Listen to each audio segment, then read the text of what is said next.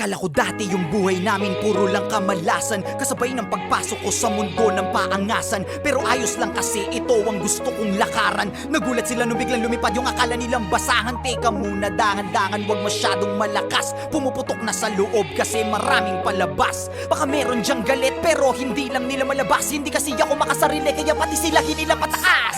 Teka, ang dami nagbago, ugali pati na mukha mo. Ganyan na ba yung mga dapat gawin para mahalin ng mga tao?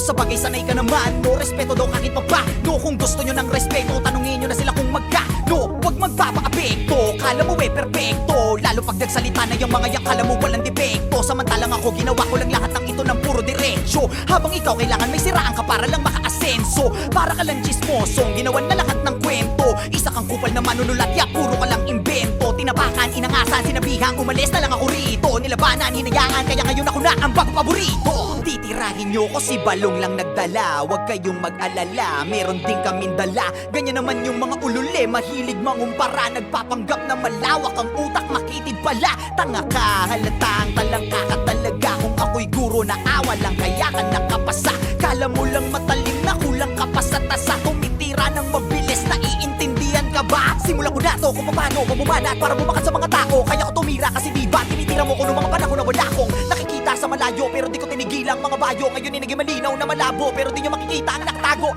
Kala mo yun na di patapos, mga tira ng dila ko di patapon. Nakapila ka di ba, halika ngayon para malaman nila yung kuting sa liyon. O siya, sige na, malakas ka na nun. Dapat alam mo na yung panahon, samantalang ako isa na'y mabaon. At alam ko na rin bumalik pa ako. Gusto kong magpahinga sa industriya na parang ang hirap ng huminga. Gusto kong magpahinga sa industriya na parang ang hirap ng huminga. Kulang tong 44 para makwento ko pa lahat ng tunay na nangyari, gagawing pelikula. Kulang tong 44 para makwento ko pa lahat ng tunay na nangyari, gagawing pelikula. Manood ka. Manood ka.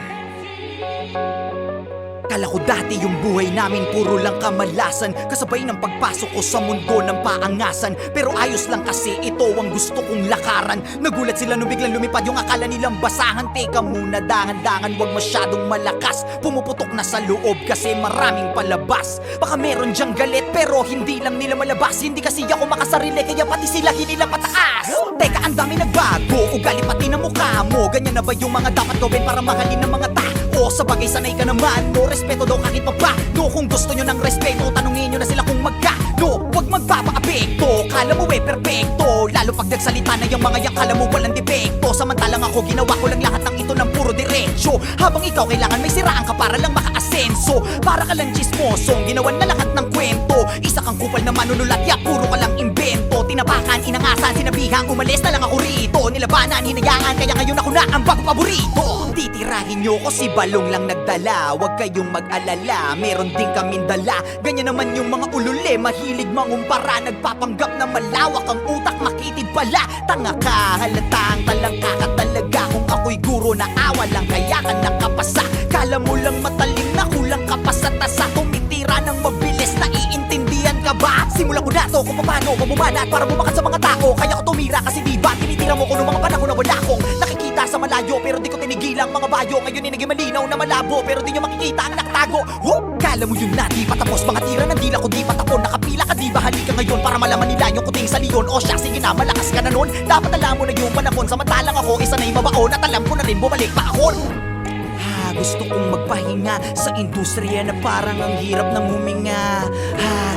Gusto kong magpahinga sa industriya na parang ang hirap ng huminga. Kulang tong 44 para makwento ko pa lahat